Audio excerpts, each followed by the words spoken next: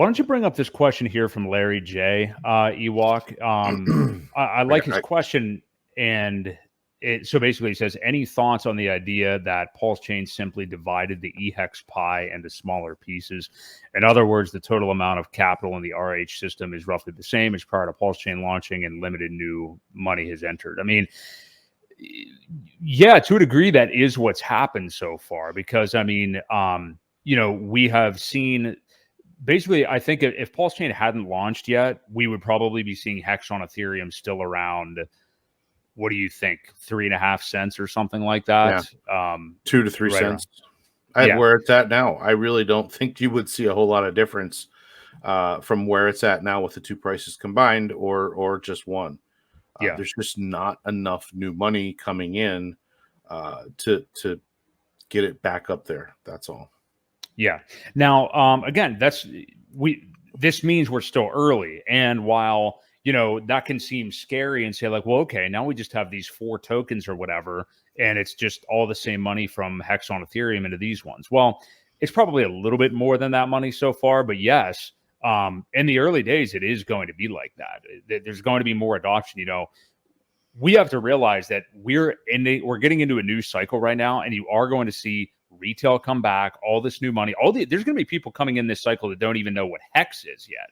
Like, there are people right now, they're not watching us right now, that won't be here for another year and a half, that don't know what Hex is, and will figure it out by 2025 or something like that. So if you think about that, remember that we just talked about at the beginning of the show, these ETFs and everything. I mean, like, we are still, as much as we feel like we are late because we are in this every single day and want to have massive success and are constantly thinking about it, there's people that have not even awoken to this yet. I mean, just look around you guys, your real life, look around like your family and people So it's going to come, and to what degree that's going to be, and to how many X's we're going to see out of our little tokens here of PulseChain, PulseX, and all this, that remains to be seen.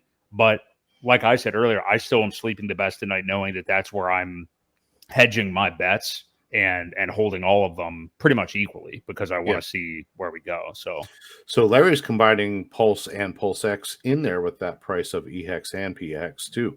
So I'm assuming it would be like a 1 token combination of one of each equals the old price, which I think you're going to start to see it. That stuff will pull away as because we know the liquidity is set at different ratios. I think once that really starts to pull away, you'll notice a bigger difference than as we're sitting pretty much near the bottom. So I definitely see, although I know it is short term, and I saw that, we're almost a 2-to-1 ratio on the PX. Almost. It's like 0.8 or something like that.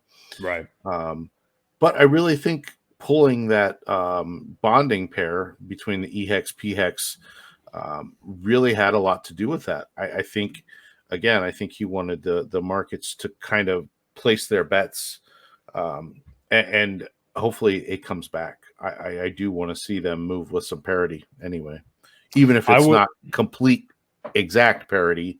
I'd like to see them still move together.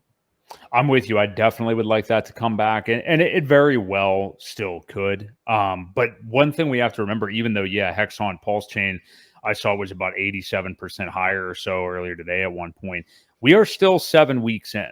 So some people out there need to remember that. Many people need to remember that. But some people that are claiming victory and things like that over an opinion that they have to remember that there's still a long way to go with this. Yeah. And I know you're the same way, Ewok, but the only Hex that I have bought since the launch of PulseChain has been more Hex on Ethereum. So primarily I've been buying PulseChain and PulseX though. So I'm trying to pick up a little bit of each. I'm not picky. I'll take a little bit of all 4. Exactly. I haven't bought any incentive, but I'm still providing liquidity. I'm still earning my INC tokens because I do think that price could go up too. I realize, that it is a token that people are going to just dump when they get it. but I still think there could be future use case for it as well as a speculation play. I'll be hanging on to some of that. I do think there could be, again, future use case, whether it be the wallet, whether it be something else that gets us an airdrop. You just never know. So I don't want to part with all of it.